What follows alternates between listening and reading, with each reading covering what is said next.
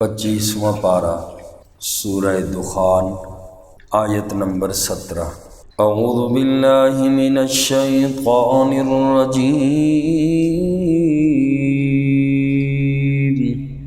بسم اللہ الرحمن الرحیم۔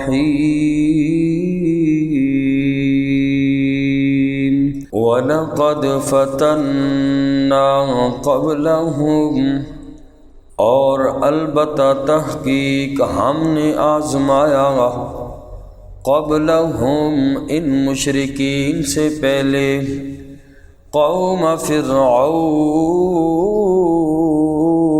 قوم فرعون کو، وجاءہم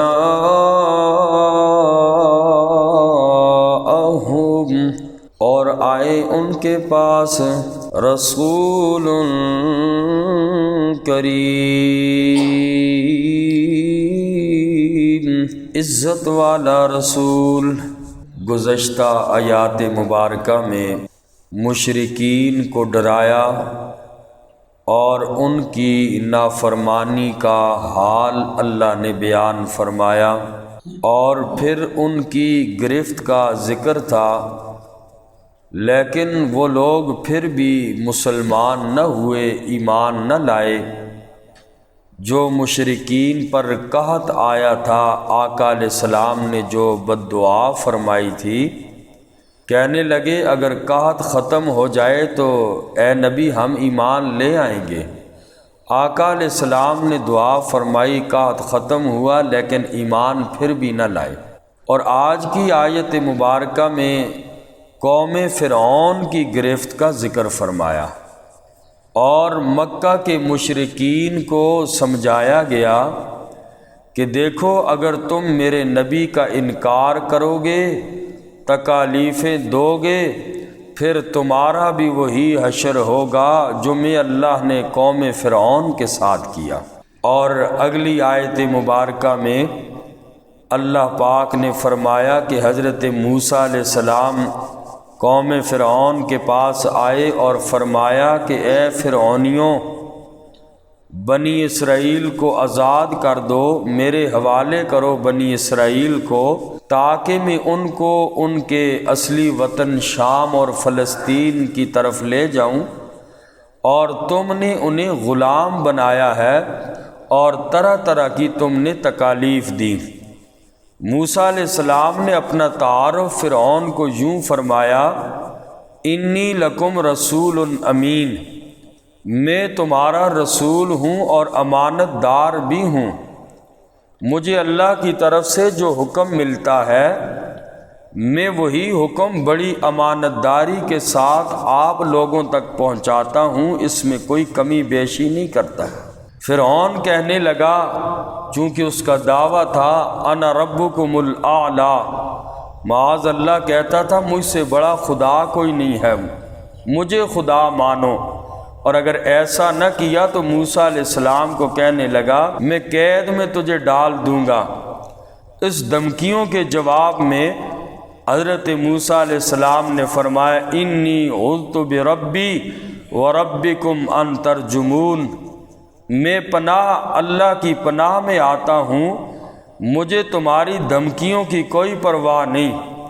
موسیٰ علیہ السلام چونکہ اللہ کے حکم سے فرعون کے پاس آئے تھے اور اللہ کی توحید کا پیغام پہنچایا اور اس کو تبلیغ کی، اور آپ کو یعنی موسیٰ علیہ السلام کو اللہ کی ذات پر پورا پورا بھروسہ تھا کہ وہ اللہ پاک مجھے فرعون کے شر سے محفوظ کریں گے، اس لیے اللہ پاک نے بھی فرمایا میرا نبی موسیٰ تو جا میری بات ان لوگوں تک پہنچا دے، لا تخافا اننی معکما، ڈرنا نہیں ہے اے موسیٰ اور ہارون، میں اللہ تمہارے ساتھ ہوں، تم دونوں کے ساتھ ہوں، جاؤ فرعون کو میری توحید کا پیغام پہنچا دو، جو وہ کہتا ہے انا ربکم الاعلی، اس کی تردید کر دو۔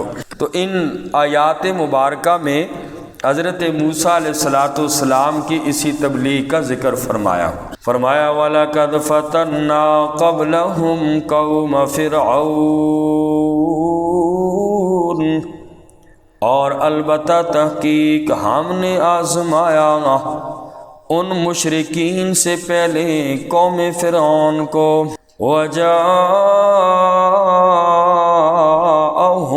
رَسُولٌ کریم، اور آیا ان لوگوں کے پاس عزت والا رسول یعنی موسیٰ علیہ السلام۔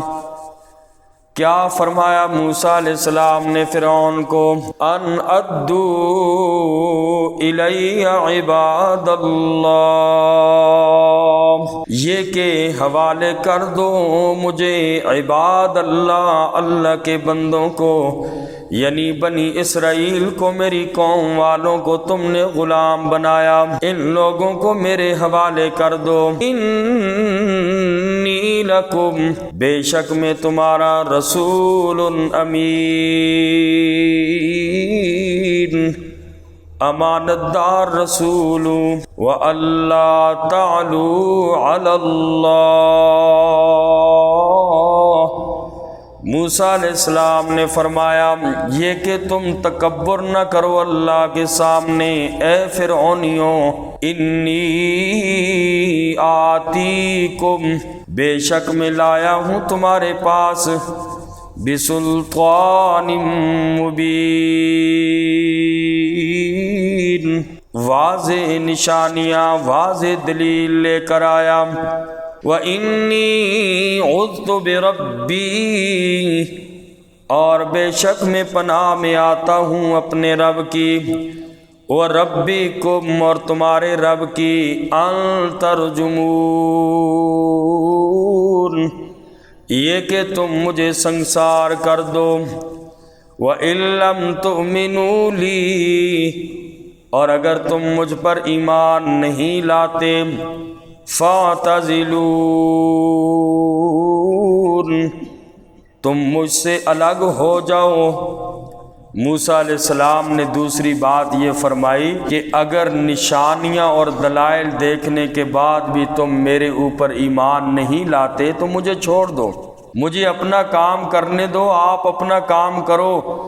مگر کافر اللہ کے نبی کو یوں کھلی چھٹی دینے کے لیے کہاں تیار ہوتے ہیں، کیونکہ وہ نبی اپنے لیے، وہ لوگ نبی کو اپنے لیے مستقل خطرہ سمجھتے ہیں، اس لیے نبیوں کو تکالیف دی ان لوگوں نے۔ بالآخر موسیٰ علیہ السلام نے تنگ آ کر ان کے حق میں بد دعا فرمائی، اللہ میں نے 40 سال مختلف انداز میں اس قوم کو سمجھایا، ان کی تکلیفوں پر میں نے صبر کیا، مگر اللہ یہ لوگ مانتے ہی نہیں۔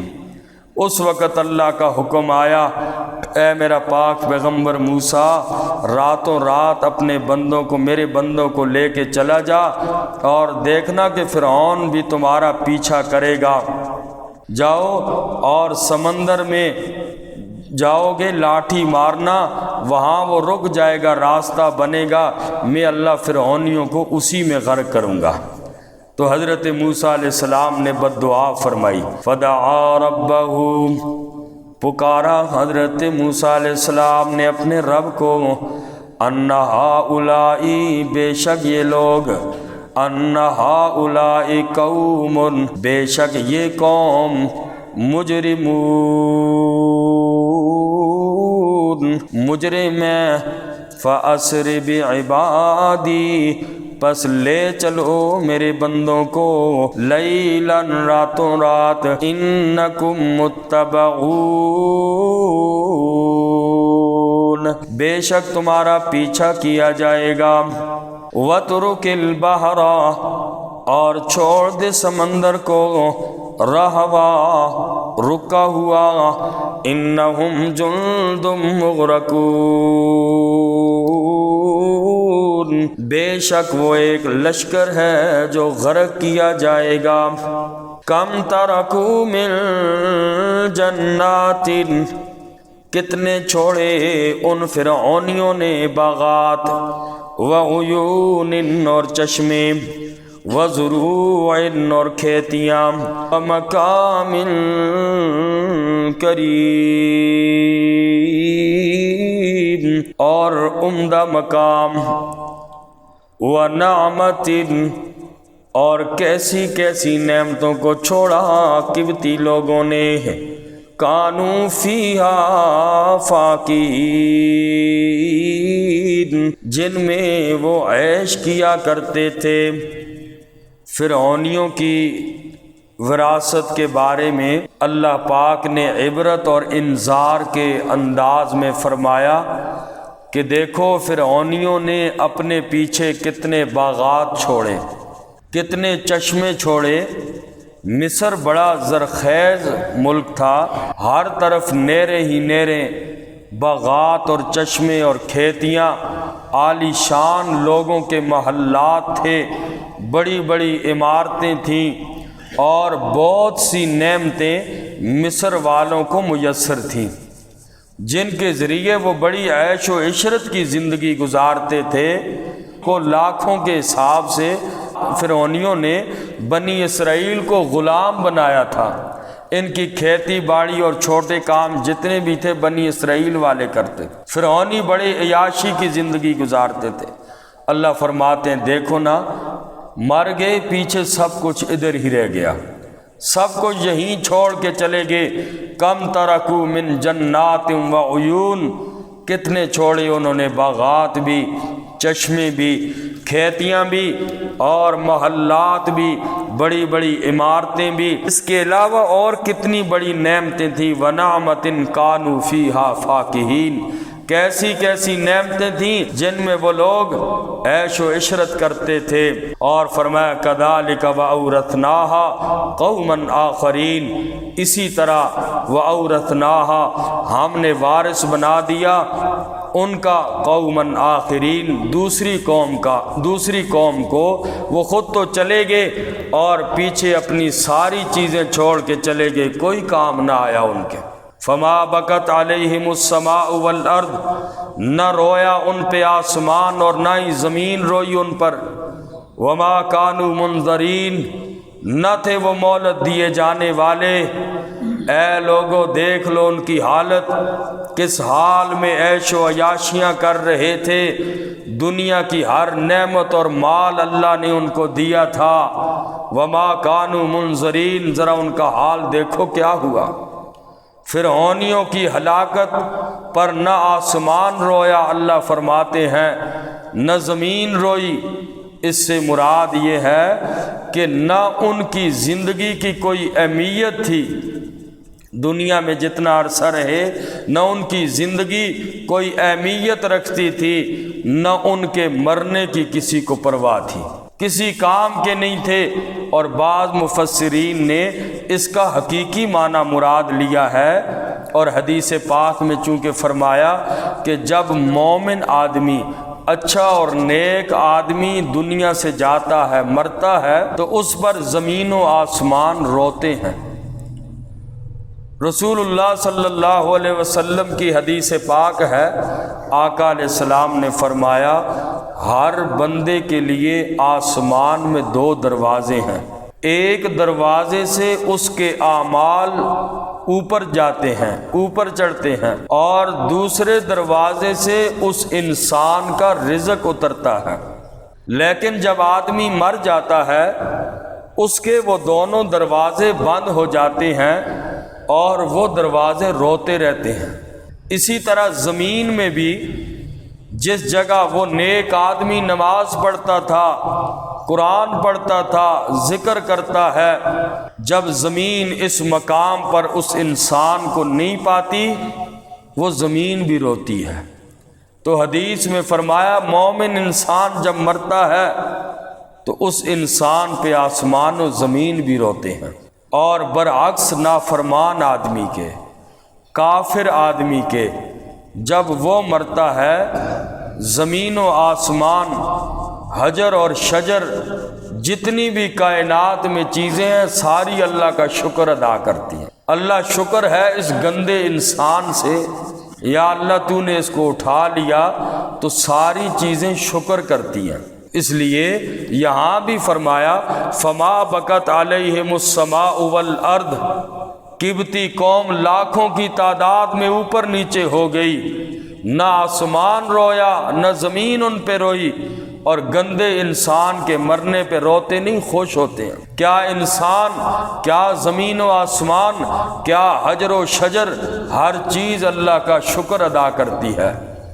تو فرعون کے بارے میں اور اس کی قوم کے بارے میں فرمایا ان لوگوں کی زندگی کی کوئی اہمیت ہی نہیں تھی، نہ ہی ان لوگوں کے مرنے کی کسی کو پرواہ تھی۔ تو اس لیے ہمارے لیے سبق یہی ہے کہ انسان نیکی کی زندگی گزارے، ایمان والی زندگی گزارے، اللہ کی نافرمانیوں سے بچ جائے، تاکہ انسان دنیا سے جائے تو کم از کم زمین و آسمان کی چیزیں اداس تو ہوں۔ تو اس لیے اللہ کی فرما برداری میں انسان زندگی گزارے۔ اللہ مجھے اور آپ سب کو عمل کی توفیق نصیب